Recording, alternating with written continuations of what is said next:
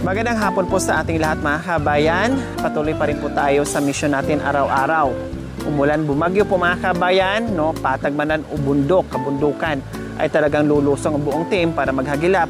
At ito nga po mga kabayan, habang tayo ay pababa mga kabayan, meron tayong nakita, no? Isang matanda ito mga kabayan na napalibutan ng mga bata. Hindi ko alam kung mga apo nyo ito mga kabayan, no? Bahala na, tara, tingnan natin at tanungin natin si Lula. Hello! Wow! Ang ganda naman ng lamesa nyo. Ang ganda naman ng upo nyo dyan. Ang pangalan nyo po? Susan po. Si Nanay Susan. Ilang taon po kay Nanay Susan? Mga 30. 30 years old lang kayo? Wow! Nakapag-ahawa ako, anak ko ng 15. Tika, 30 ang edad nyo. Ilan po ang anak nyo? 6. 6. So ilang taon kayo nag-asawa? 15. Wow, 15 years old na nag-asawa si nanay. Tapos 50 years old pa lang si nanay. Pangalan niyo po ulit? Susan. Si Nanay Susan. Sino-sino po sila, Nanay Susan? Ito naman, si Justin. Si Justin. Oo. Saka naman ito si Joshua. Tapos? Tapos ito naman si... Ano ba? Pangalan mo? Ano ba? Casey. Si Casey. Tapos? Tapos ito naman si Jessica. Jessica. Ito naman si Joshua. Ayun. Oh, Joshua ba? Kalbo. Pangalan? Ano ba? Kalbo na. Oh, o si Kalbo. Basta sa bahay si Kalbo. Oh. Tapos, mga kapitbahay nyo? Ano po? Dito lang ang isang mga bahay. apo nyo?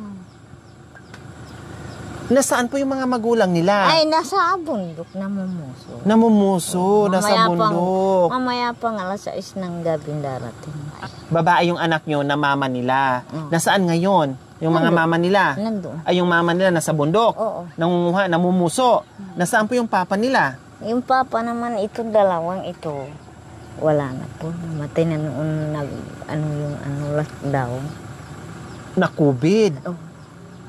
Tapos, magkaiba yung papa nila. Ito naman ito. Kaya ito, isang papa nila. Yung dalawa, iba. Yung dalawa din, iba din. Oo. Hindi kita Sino ang bubuhay ngayon sa kanila, Nanay Susan? Yung mga nanay nila, yung kumukuha ng puso. Ayan. Kayo naman ay Alaga. Kayo yung taga-bantay sa kanila. Kayo naman ay... Siyempre, nung nandiyan ang mga nanay nila, ako po yung naglalaba. Nagkatapos ako naglaba, magluluto. Wow! Ang dami niyong inaalagaan. Hindi mo na maitakil anak mo. Marami kang apo. Siyempre, tama. wala na po silang tatay. Opo, tama kayo. Ito lang po yung may tatay itong tatlo. Ako'y napahanga sa inyo, Nanay, kasi 30 years old kayo, pero ang sipag at ang lakas nyo pa rin mag-alaga sa mga anak nyo. Hindi nyo napabayaan. Salamat sa Panginoon yun. Hinaba ng buhay. Binigyan pa rin kayo ng lakas para mag-alaga sa kanila. Yan, tama anak ko yun. Kasi kung wala kawawa sila. Kawawa.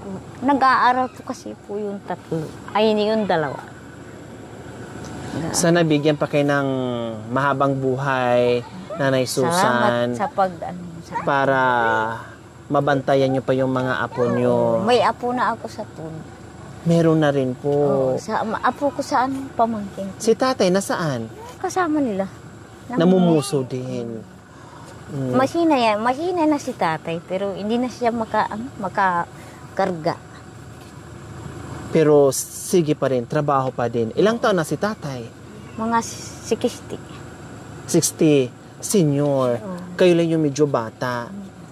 So, si Nanay Susan, mga kabayan, feeling ko, kasi kadalasan ng mga kababayan nating Aitas, no, hindi kasi nila alam yung edad nila, nakakalimutan nila. Tapos, kasi noon, anak ko, sandali. Noon, malapit kami kasi sa Pinatubo. Opo. Walang eskwela doon. kaya hindi nyo alam yung mga edad nyo, mga ganun. Pero yung iba na nakababa na ng Mount Pinatubo, Oo, na dito nakapag-aral na. nakapag-aral, alam na Oo, nila. alam nila. Pero yung mga Iba. datihan, mga iba, no, lalo na yung mga may edad na, talagang hindi nila alam Oo. yung kanilang edad. Kaya sabi ni nanay kanina ay 30 years old siya. Pero feeling ko, senior na rin si nanay, more or less nasa Wala mga naman. 60 or 65 or Paano ako- 70 years old. Paano ako sana nanay sa sa mga sabi raw bata pa ako.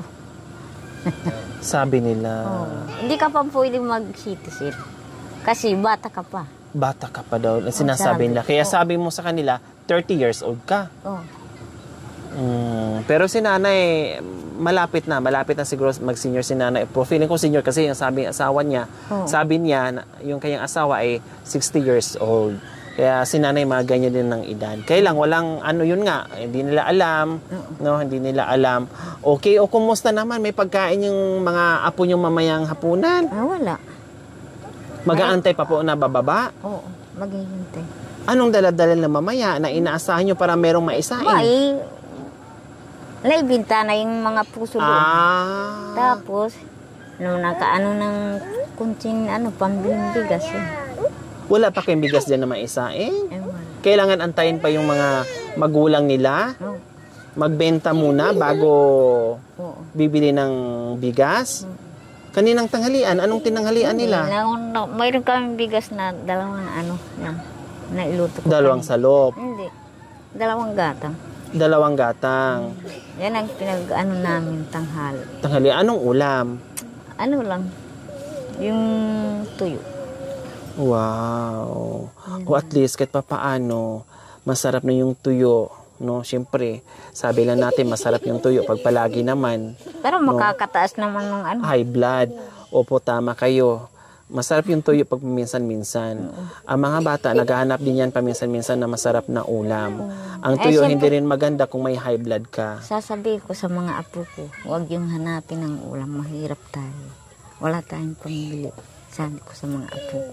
Pinapaliwanag mo sa kanila. Kasi wala tayong pambili, mahirap tayo. Walang pambili. Sabi ko sa mga apo ko. Kahit asin nanay, sabi.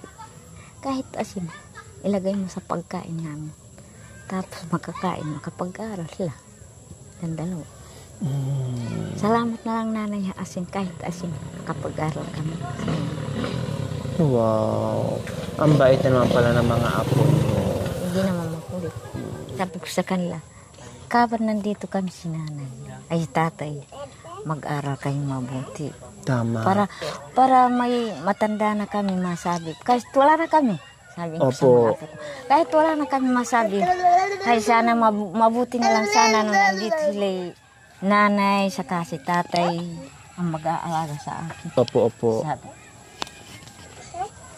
Paano naman? Para pagdating ng panahon, masabi ng mga bata. opo, na makapag-aral sila para hindi mahirapan. Anong sabi nila na, o mga apo, huwag kayo maghanap ng ulam kasi may, ano naman sinasagot nila, nanay? Hindi, ganun. Kahit asin na lang. Pag mag-ulam kaming isang araw. Sige, babain niyo po na para siya iyak, okay lang po. Pag magkaulam kami ng isang araw, sabihin ko sila, bibigyan ko ng ulam. Ayaw na lang ulam. Sabaw na lang nanay. Ang ibigay mo sa kanin namin, sabi. Huwag yung hanapin yung laman. Hindi. Kahit sabaw. Okay lang sa kanila. Okay lang. Parang nakasanayan na nila at maintindihin sila. Ang importante sa kanila ay makapag-aral sila, makapasok sa school. Lalo na ito. Wow, sila yung mga kuya na kakaintindi na. Yun. Wow, ang bait. Binibigyan ko ng ulam, sabi. Huwag mo nilagyan ng ulam na kanin ko na. Sabi. Kontento na sila sa sabaw. Kasi pinagsabihan ko, pag wala akong binigay ang ulam, huwag yung hanapin ang ulam sa akin. At kayo muna. Pero paminsan-minsan naman, Nanay Susan, nakakatikim din sila ng karne or masasarap na pag-ulam. Kahit pambili mo, nung may 200 ako, Opo. bibili ako ng ulam. Pero hindi din. Nanay Susan, meron kayong alam na kanta? Kasi siyempre nag-aalaga kayo ng apo. Pinapatulog nyo, kumakanta kayo, hinihili nyo. Anong kinakanta nyo po sa kanila para mabilis matulog? Para matulog ka agad? Matulog kayo ng mga apo, wala pang nanay ninyo. Wow, Mamaya pang darating, ang mga nanay ang magdala ng pagkain. Yan lang. Tapos? Yan lang. Ang mga Matutulog tatay? na yung mga Ang mga tatay? Siyempre, wala Kahit wala kayong tatay, Oo. nandyan naman si nanay. Nanay. Nandun sa bundok, Oo, nanguha ng kalakal. Ganon. Oh. Nandito naman si Lula, magaling mag-alaga sa maraming apo. Oh. Na hindi napapagod, hindi rin natutulog sa kababantay ng makukulit na Kulit na apo. bata. Kuya, nandito kami at may dala-dalang Salamat po.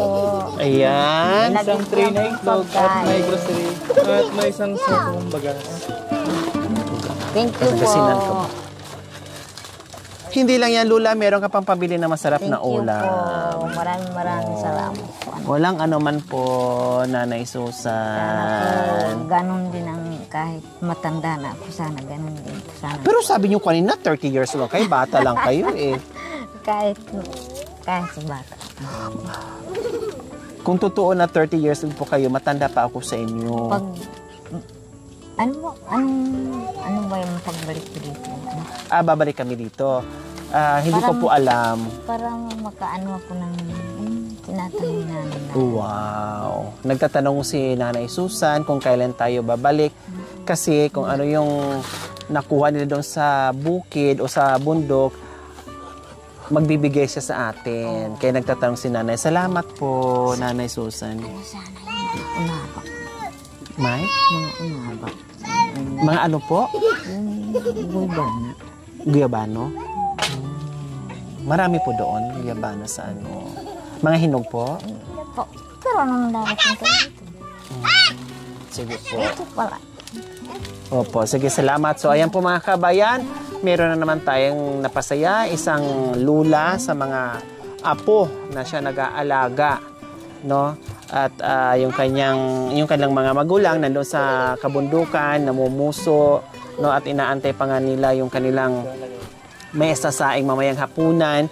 Buti na lang tayo ay kung saan-saan makakarating at itong mga ganitong klaseng pamumuhay na nakita natin, no, napuntahan natin at kahit paano ay nakapagbigay tayo ng munting pagmamahal sa kanila. Kaya maraming salamat po talaga sa lahat ng aking mga subscribers, followers, YouTube members, viewers, commentators, sa lahat po na nakikiisa sa aking munting adikain. Maraming salamat po sa inyo.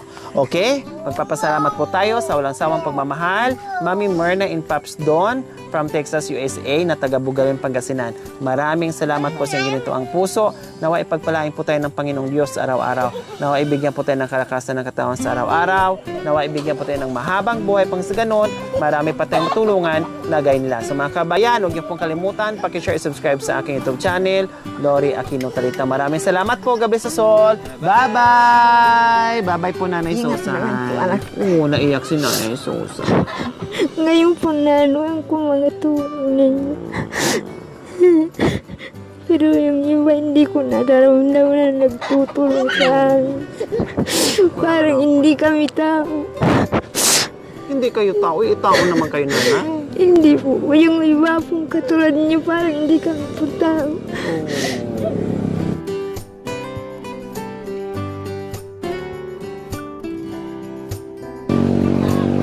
Kawawa naman si Nanay Susan. Sabi niya, salamat kasi naramdaman daw nila na tao sila, no?